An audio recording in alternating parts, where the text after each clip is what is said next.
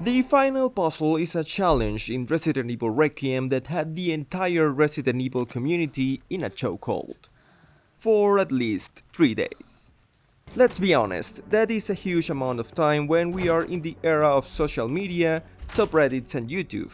If this one took this long to be solved, I can't imagine how much time it would have taken in a time where none of these things existed. So, for starters, probably the first time you heard about this was when you finished your first playthrough and scrolled down in the challenges section to see the following: the final puzzle. Let the sweet pair hear the voice, worth 20,000 points. As soon as the people get to know the thing they needed to do to get the challenge done, they started to theorize. The sweet pair could refer to Grace and Leon, and they must hear a voice somewhere. Or it probably refers to the two zombie singers in the care center and they both need to hear their screams. Or it probably refers to Grace and Emily, and it makes sense since Grace has to carry the little girl a couple of times in the campaign. And so on and so forth. None of those things work. And then, some other things started to surface. In the part of the game when you save Emily from Marie and exit the elevator sequence, you can see that a new item appears in front of the elevator: a severed hand. It doesn't do much, and if you examine the hand, nothing happens. You can carry the hand for the entire game and nothing happens. But if for some reason you decide to analyze the hand in one of the two blood analyzers of the care center, you can get a new puzzle. You solve the puzzle and then are greeted with the following message: let's play. GGC, AAG, AUA, ACG, UGU, CAU. And then you start to freak out, because those were the last words that Marie said to us before getting her hand severed. And then you think, there's more to do. Is this related to the final puzzle challenge? Is this real? Of course it is. If you're still here, please remember to subscribe to this channel. So now we have a series of letters, and the next logical step is to figure out what those mean.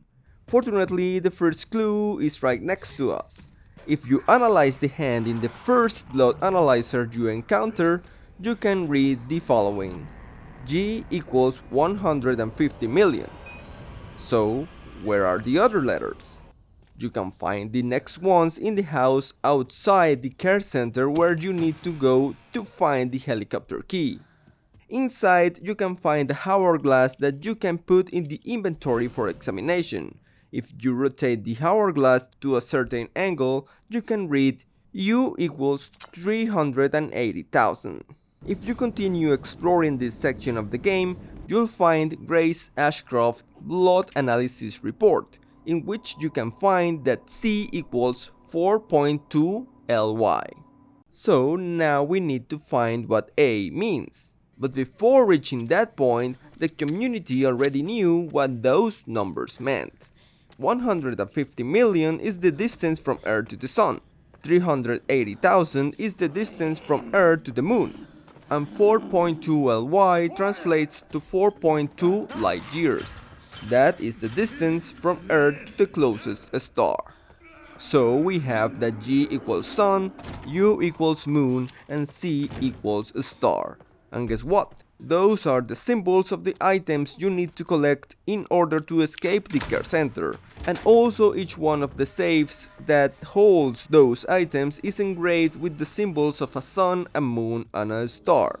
But then, A was missing. To find A, you need to continue playing as intended until you reach Raccoon City with Leon. Moments after fighting the new tyrant, you can explore a basketball courtyard next to Kendo Gun Shop, and you can find the head of the toy Uncle Bobblehead just lying around. If you kick it through the fallen basketball hoop, you'll see a text that says, "This is no time for playing around." Once you do that, if you go back to Kendo Gun Shop, you'll find that you can interact with the body of the toy Uncle Bobblehead and you'll receive the following message: Just ignore A. So finally we have the entirety of the code solved. If we erase A from the code, we have the following: sun, sun, star, sun, moon, star, sun, moon, moon, star, moon. Now what do we do with that information? Well, if you go to the lead researcher's office in the second floor of the East Wing, where you have a little cutscene involving Gideon, you can interact with the safe again, and then you can input the code. And what happens next is kinda creepy.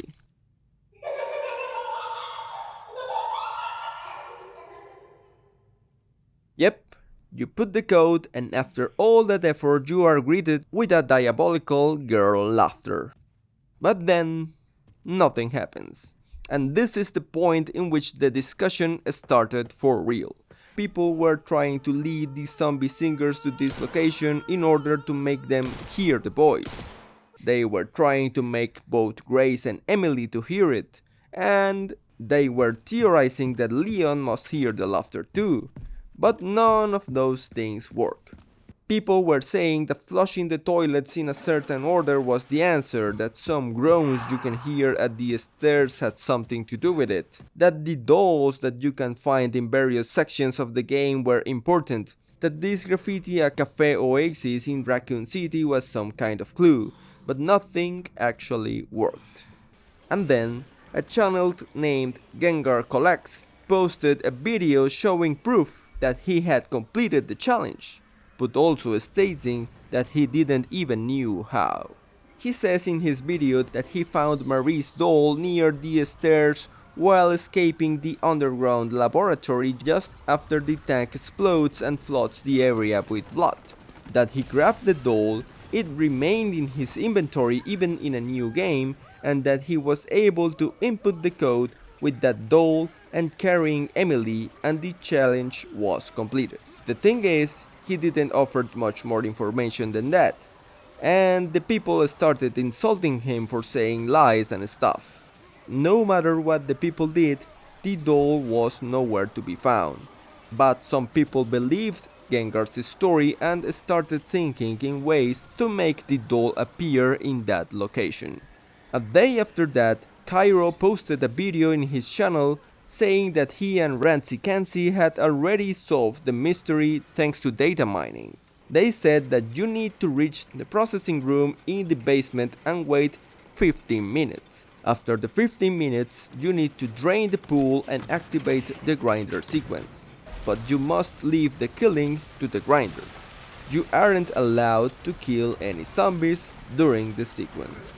After finishing this part of the game, you'll reach the collection pool, and here you need to drain the blood to receive the message: a ton of blood has been drained. Then, against all odds, you need to reach the bathroom in the care center and flush any toilet 8 times. Why? They just said, dude, trust me. After all of that, when you finally are escaping the underground laboratory, you'll find Marie's doll at the same spot Gengar said he grabbed it. And voila. Then you must finish the game normally, and when you start a new one, you'll have the doll in your inventory. With the doll in your inventory and carrying Emily in your arms, if you go to the lead researcher's office and input the code, the laugh will play again, and both Emily and Marie's doll will hear it, and the challenge will pop. So Gengar was saying the truth all along. Funny thing is that for some reason he waited 15 minutes in the processing room and flushed a toilet 8 times without noticing. But things like that do happen. So the community finally knew that they needed to subscribe to this channel, and finally knew what triggered the doll to appear. But the reasoning behind all of those steps was still missing. Fortunately, it didn't take much longer to find some answers. In the game you can find a document called Subject 170 Record. This is Marie. It states that they needed to extract the blood of 115 infected, so that's why we need to wait 15 minutes in the processing room. Or better yet, wait for 115 infected bodies to be dropped into the grinder. Now, flushing the toilet 8 times has two theories. The first one says that Marie is the subject 170, so 1 plus 7 plus 0 equals 8. So that's why we need to flush the toilet 8 times. But why the toilet? Well, if you look into the very first document that Grace can examine in the game, you'll see a photo of a dead body besides a toilet, with the number 8 smeared with blood in the bathroom stall next to it. The second one is more plausible, but both of them can be applied to reach the same conclusion. Toilet, flush, 8 times. The logic behind all of this is that everything we need to do actually flushes the doll from processing to the place in which we find it. Yeah, both flushing the blood of 115 bodies and flushing the toilet 8 times. And this was the part the community wasn't able to solve before data miners. And there you have it. Some people are saying that the final reward was underwhelming, and some others are saying that this was the best thing that ever happened. The truth is that it was a good run, and it was nice to see that games can still do great things like this. Requiem will not only go down in history for being one of the best Resident Evil games out there, but also for offering the community a good old-fashioned puzzle to solve. That actually took more than a couple of days and a lot of effort from a lot of people. Gengar did it first. No one believed him, and that's why someone even put out an apology form that states that he was the first person in the world to get the challenge done. Thank you so much for watching, and if you like what you just saw, please subscribe, give a like, and leave a comment. See you around.